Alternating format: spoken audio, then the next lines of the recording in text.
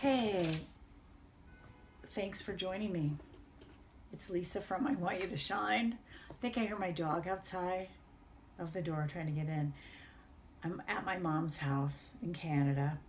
So it's a city, lots of traffic outside compared to where I live, which is only squirrels, as you may have seen in the last video. So, oh my God, how many takes does it get to get going? So I was going to talk about something else, but I'm just going to roll with this because I don't do this with a script. What about doing things over and over and over until we get it right?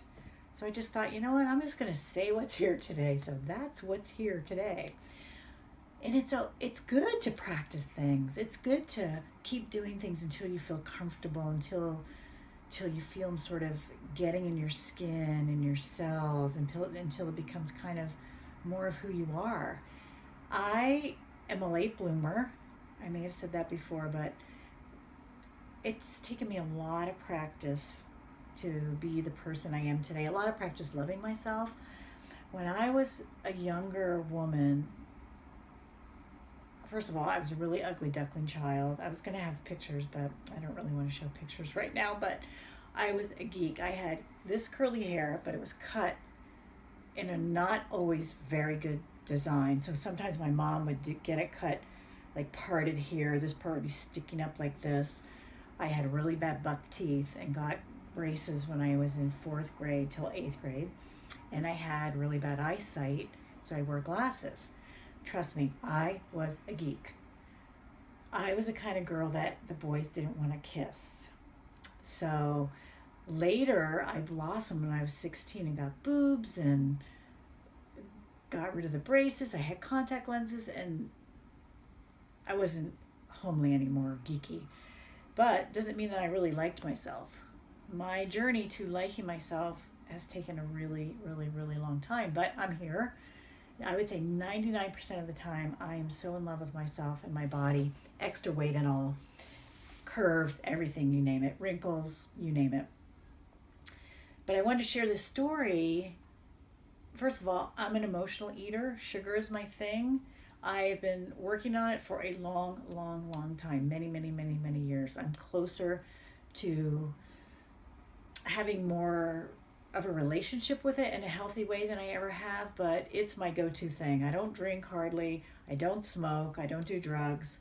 So that's my thing. That's my addiction, so to speak. And I think I'm always looking for the deeper meaning in a behavior that I do that might be of an addictive quality. And so I really like to look underneath and see, what is this behavior calling for? What is this behavior asking for in the ways of paying attention to myself? So I just want to share a story about loving myself. So when I was younger, oh my God, not in a good space with myself. I was not happy.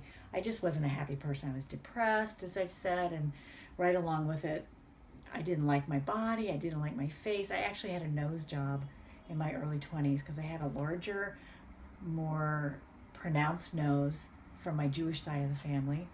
And I hated my nose, my God. I had people make fun of me sometimes, and you know how people can be, even as a young woman in my early 20s. One time I pulled up to a stoplight when I was living in Nashville, and these guys started barking at me. So I don't know if that's what they were meaning, but I took it to mean that. And so I just carried with me this really hatred for my nose. So I got a nose job, and I did start to feel differently about myself after that. You know, fast forward almost 40 years now, and the person I am today would never do that, but I honor and respect that choice that he made at the time. So my journey to come to a place of peace with my body and myself was a long time coming. A lot of therapy, a lot of work.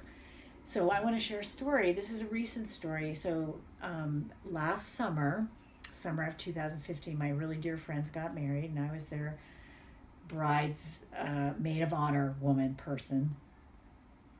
After the wedding, it was an awesome, most amazing wedding, probably the most amazing wedding I've ever been to. I saw pictures of myself and I was like, oh my God, I look like I'm pregnant.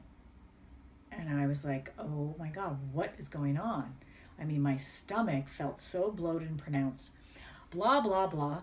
I realized that, oh my God, I've been really eating a lot of the things that don't agree with me. It's different for everybody. I'm very sensitive to carbs. I'm highly sensitive, and I know that, but that was a little bit of a wake up call. So I ended up changing some things in my way I was eating, and I stuck with it I started in October probably till this summer. And I did, I wasn't perfect. I believe in cheat days, and I believe in, being gentle as I find my way. And I'm really, really a stickler for that, actually. So I did pretty well. I lost 20 pounds. I felt really healthy. I felt good. My clothes fit better. You know how that feels, right? We all like to feel healthier in our bodies. So I did really great until vacation this summer. And then I just got into the groove of eating things that more carbs that don't agree with me and make me feel incredibly tired and make me pretty hypoglycemic. And I just kept eating and eating and eating. And so what I realized one day was I thought, wow, I really liked myself better when I felt slimmer. And so what I knew is that in that moment, I needed to go to a deeper place of loving myself, because I thought, okay, I gotta love myself no matter what I weigh, no matter what I look like. It's about, for me, the inside coming out. It was awesome because I really just said, you know what? Fuck it. Excuse my French, but fuck it. I'd rather be chubby and happy than trying to force myself to be slim and miserable. And so that was really a huge turning point for me. I just thought, you know what, at my age, I want to be as healthy as I can. I exercise regularly. I eat, for the most part, really, really well. And so that was a good wake-up call. And so what I did with that information is I started to really just pay a little bit more attention why I was eating. Was it because it was nighttime and I was lonely? Was it because I was stressed out? Was it because I was angry? I could feel sometimes an urge when something would upset me. And I could feel that sort of the automatic response to want to grab something to stuff it down. I don't know. I'm imagining a lot of you could relate to that. I think it's really a big issue with women especially. But so I really was committed to going beneath the action of eating compulsively to see what understanding I could find for myself. And it's not perfect, but I can feel so much more peace around it, and I can feel there's something shifting in the way in my relationship with food. I'm not thinking about food as much as I usually do. I'm kind of noticing more what makes me feel good, what makes me not feel good. Certain foods, I get so fatigued within minutes. It's really, really distressing on how it feels. So I'm paying more attention to that. So I'm telling you this because my lovely, my love, my beautiful, beautiful watchers here, I hope you're finding moments of peace with your body. And if you're not, you know what I want you to do right now is stop the video and go into a mirror right now and look at yourself in the eyes and say, I love you. Please go do it right now, okay? And then come right back. Okay, did you do it? I wonder how it felt for you. And I wonder what it would be like as a practice if it's a certain part to look at yourself first of all and say, I love you.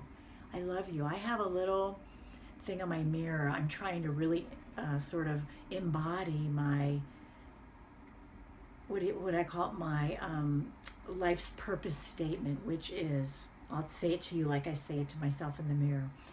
I am the witness to the excavation of your brave, shiny soul.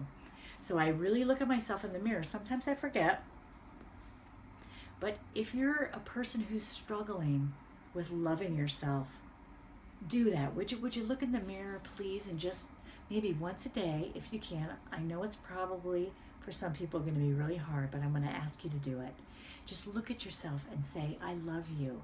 Try to just see what it feels like to wear those words, to feel what it might feel like to love yourself just a little bit more. We can always love ourselves more. I think it's, to me, those years when I hated myself, that was prison. 100% being in prison in my mind. my God, it was my own creation. And I would go to a movie, and if I saw a woman who looked really like beautiful or slim, I was in a mess in my mind for days. Wow, it was so much work to be free, to be mostly free, and it feels amazing to be living in my body now, even with anything that I'm working on, with the foot pain, with a little bit of extra weight. Who cares? I am so healthy. I love my body as it is today. And getting healthier is great. I want to look for I feel ready to take my fitness to a different level. I walk usually 5 days a week for about 45 minutes each day with my dog. But I'm ready to kind of kick it up a little bit because I love to exercise. I love to feel healthy. I love to sweat. There's something about moving my body in a challenging way and being a little bit sore that I just love how that feels, because it just reminds me that I've worked really hard. So I want to urge you to do whatever you need to do to love yourself a little bit more. And if you're a person who has to diet and you find that you're dieting all the time, maybe try to loosen up the reins a little bit. Maybe try to be gentle. If nothing else, kindness and respect for yourself is what I want to urge you to do, okay? Because I'm really doing that. And I really love how it feels. To me, I want to love myself from the inside out and just trust that I'm perfect just as I am right now. I was just reading something. My God, I read so much stuff about. Oh, it's in my. I can't remember where it was, but the feeling of it was that you're perfect just as you are. I think it was in that Sark book that I talked about. If you haven't read any of her books, go and get one. They're so beautiful and fun and true and real. She is one of the authors that I love so much. I love authors that tell the truth. I love people that tell the truth about themselves and their struggles and their triumphs. So my triumph has been coming from a person who didn't love themselves at all to being a person who is pretty madly in love with themselves. And it feels amazing. So my beauties, my loves, I thank you so much for listening and watching, and I hope that you can take a minute a day to look at yourself. Maybe it's just your face, maybe it's your whole body. Maybe it's just looking at one part of your body that you have a more challenging relationship with and focusing on that part of your body, whatever it is. Whatever it is, find that freedom and love for yourself, okay? So I love you, and I'll talk to you soon. Bye.